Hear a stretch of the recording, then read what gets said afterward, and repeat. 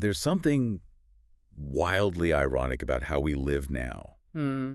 When you really step back and look at it, we spend the absolute majority of our waking lives just communicating. Oh, constant. We're talking, we're typing, we're on Slack, we're on Zoom. We are just beaming data to other people all day long. It's relentless. We're hyper-connected. We never shut up.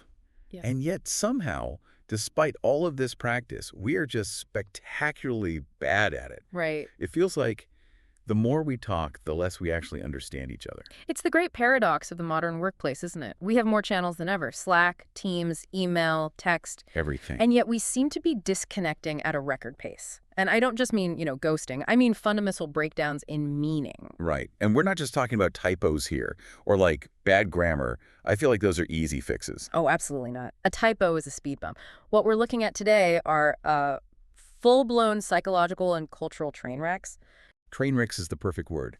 I've been diving into this whole idea of workplace communication hazards, and honestly, it's terrifying. Mm-hmm. It's not just, oh, I didn't quite get that. It's more like, I completely misunderstood you, and now the project is on fire. And I might hate you. Yeah.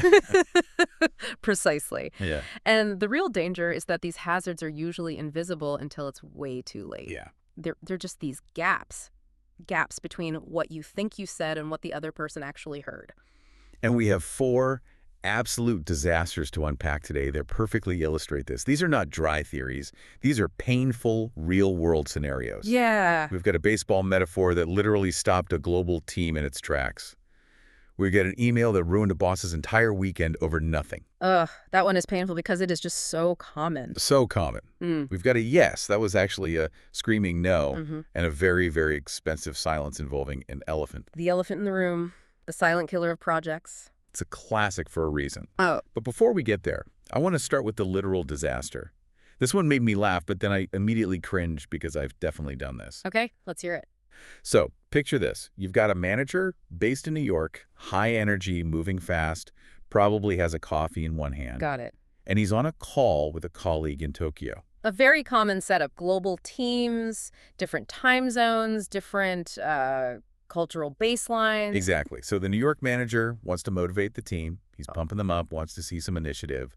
And he tells his colleague in Tokyo, we really need you to step up to the plate on this project. Which, to an American ear, is just incredibly standard corporate speak. Totally. It means take responsibility, get ready for action, it's your turn. Right. But here's where it gets really interesting. The colleague in Tokyo, he isn't a baseball fan.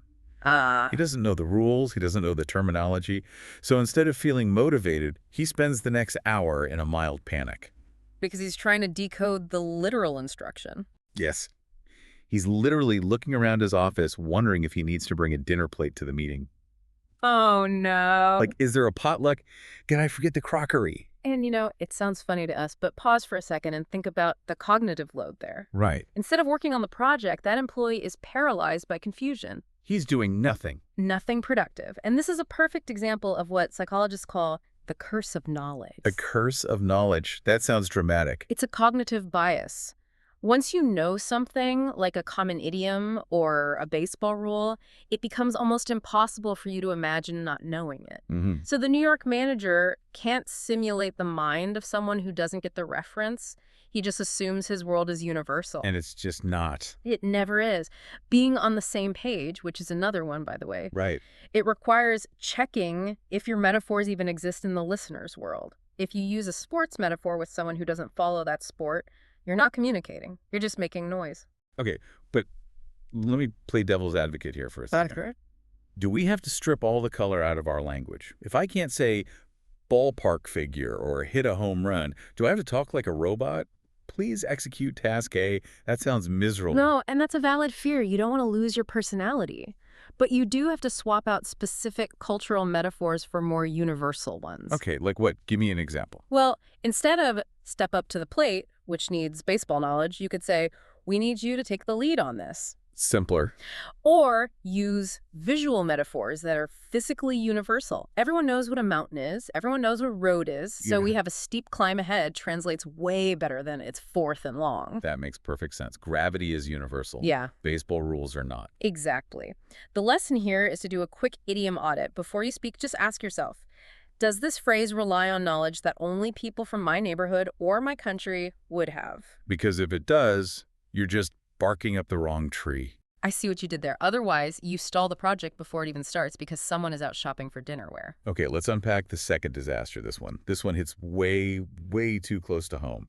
We're calling this one the email ice age. Ah, yes. The digital tone vacuum. So here's the story. We've got Sarah. Sarah is a good employee. She's diligent. But right now, she is rushing to catch a bus. Okay. She's running, phone in hand, bouncing around, and she realizes she forgot to ask her boss for some critical data. So she just, thumb types a message.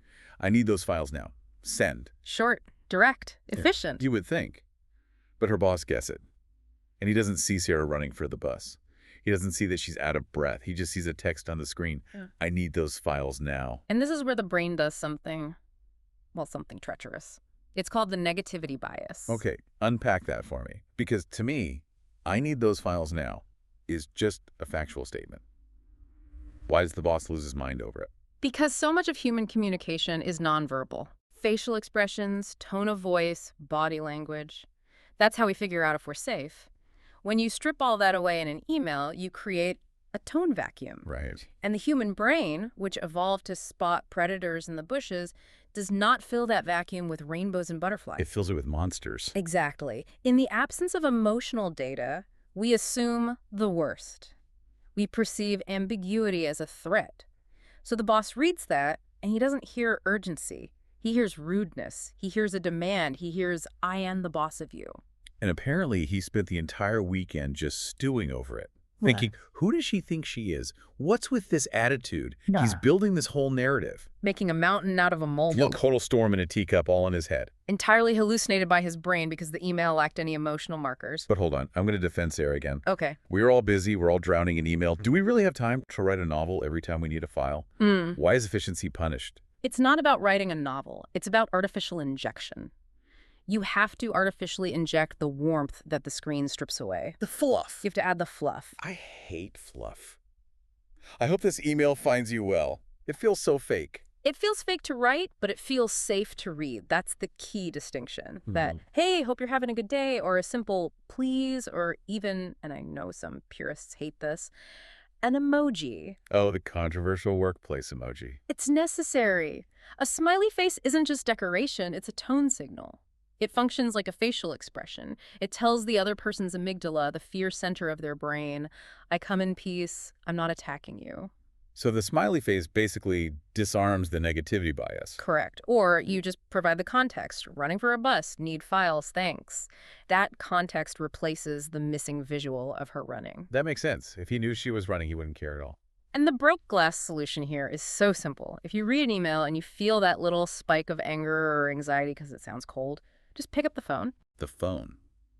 That ancient device. It works wonders. Clearing the air takes 30 seconds of voice conversation because your voice carries all that nuance. An email chain can drag that misunderstanding out for days. I love that. Don't let the text fester. Yeah. Okay, moving on to hazard number 3. This one is trickier. It's not about what isn't said. It's about what is said, but means something completely different. The yes, that meant no. Exactly, yeah. This is where we get into deep cultural territory. This is high context versus low context communication. So set the scene for us. Okay, we have a software developer and a manager. The manager asks, can you finish this task by Friday? The developer says, and listen closely to the wording here, it might be difficult, but I will try my best. Okay, stop right there. Yeah. If I'm the manager and I hear I will try my best, I'm thinking, great. He's on it. He's going to hustle. You hear intent. You hear a yes. I hear green light. Absolutely. But the developer is likely operating from a high context background. In many cultures, and even just in certain personality types, directly saying no to a superior is seen as incredibly rude. It disrupts social harmony. So he literally can't say no. It feels psychologically unsafe for him to say, no, that's impossible. So he uses a soft no. He says, it might be difficult. Right. To him, he is screaming, red light, this can't happen. He expects you to read between the lines. But the manager, who sounds like a very low-context direct communicator, is just taking the words at face value. Exactly. The manager is listening for confirmation, not for nuance. And then Friday comes. And the work isn't done. And the manager's furious. He feels let down, lied to. He's thinking, Why didn't you just tell me? And the developer feels absolutely set up to fail because he thought he signaled the danger. He's thinking, I told you it was difficult. Why didn't you listen? This is just getting your wires crossed in the most damaging way. But here's my frustration. If I'm the manager, isn't it the employee's job to be clear? Why do I have to be a mind reader? Because if you want the truth, you have to create the conditions for it. If you accept "I'll try" as an answer, you are accepting ambiguity. So how do we fix it? What do you do? You have to stop accepting "I'll try." If you're the manager, you have to dig deeper. You have to ask follow-up questions that change the dynamic. Okay. When someone says, "It might be difficult," don't ignore that part. That's the signal. So what do I ask instead? You ask about the obstacles. What specifically makes it difficult? What stands in your way? I see. So you shift the focus from will you do it to how can we do it together? Exactly. By asking about the obstacles, you give the developer permission to explain why it can't be done without forcing them to say a flat no to your face. It's brilliant. You move from a vagueness trap to a problem-solving discussion. That is such a good pivot. You're giving them an out that saves face for everyone. Precisely. You're decoding the soft no before it becomes a missed deadline. Okay, that brings us to our final disaster. And this one hurts the wallet. This is the elephant in the room. The most expensive hazard of them all, conflict avoidance. So the story here is a failed ad campaign. And I want to paint this picture. Imagine the conference room. Fluorescent lights humming, bad lukewarm coffee on the table. I'm there. The boss is there looking proud. He puts the new ad campaign up on the screen. And it's bad. It's terrible. The slogan makes no sense. The colors clash. But the tragedy isn't that they had bad ideas. The tragedy is that the creative team knew it was weak. Ugh. They looked at it and thought, this is not going to work. But no one wanted to upset the apple cart. Everyone just sat there, beating around the bush. Vague compliments. Oh, interesting font choice. I like the energy. This is a classic sociological phenomenon. It's related to something called the Abilene paradox. The Abilene paradox. It's a parable where a family takes this long, miserable drive to the town of Abilene for dinner. The food was bad, the drive was hot and dusty. When they get back, they realize that none of them actually wanted to go. Wait, what? They all just agreed because they thought everyone else wanted to go. So they did something that literally zero people wanted to do. Exactly. And in that conference room, the team prioritized social comfort over the truth. Speaking up is risky. You risk looking like the naysayer. You risk offending the boss. So the team chooses safety. And the fallout. The campaign launches. It bombs miserably. Thousands and thousands of dollars down the drain. All because nobody wanted an awkward 5 minutes in a conference room. We prioritize the now over the later. We think, I don't want to make this meeting weird. But by avoiding that small weirdness, we invite a massive failure down the road. But isn't it also just being polite? I mean, who wants to be the jerk who ruins the boss's presentation? That's the mistake. We confuse being nice with being kind. Ooh, okay. Being nice is staying silent so things feel pleasant right now. Being kind is saying, hey, I think we're all about to drive off a cliff together. That is a huge distinction. You have to call a spade a spade. And you can do it gently. But you have to realize that the elephant in the room will eventually trample you if you don't acknowledge it. So let's zoom out a bit. We've got the baseball plate, the curse of knowledge. We've got the rude email, the negativity bias, the soft, yes, high context cultures, and the silent room, the Abilene paradox. What connects all of these? Assumption. In every single one of these cases, the root cause was an assumption. The manager assumed the idiom was universal. The boss assumed the email tone was intentional. The manager assumed try meant yes. The team assumed silence was safer than critique. We assume that the message that was received is exactly the same as the message we sent. And it almost never is. Communication isn't a direct USB transfer from my brain to your brain. It's a messy, lossy process. It has to go through filters of culture, mood, technology, hierarchy. You know what I find really fascinating? Even in talking about this, we've used so many of those idioms. Barking up the wrong tree, upset the apple cart, wires crossed. It really paints a picture of communication as this physical, mechanical thing that can break. It is physical, and like any machine, it requires maintenance. So if we want to avoid these disasters, what's the golden rule? The golden rule is verification. It's not just about speaking clearly.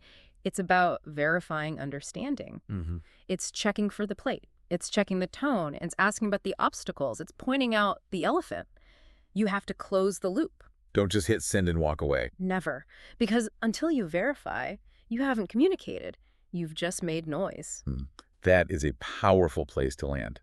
But before we go, I know you always have one last thought for us to chew on. I do.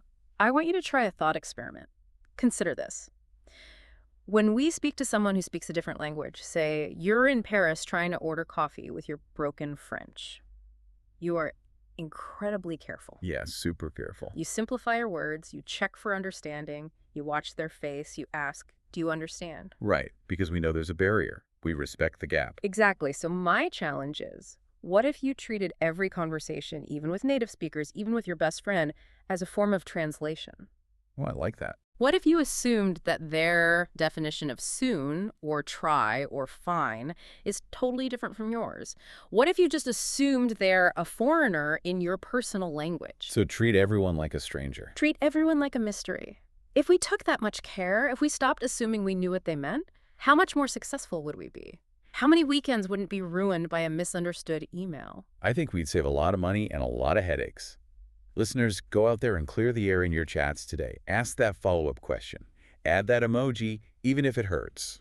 And for heaven's sakes, stop using baseball metaphors with people who don't watch baseball. Thanks for listening to The Deep Dive. See you next time.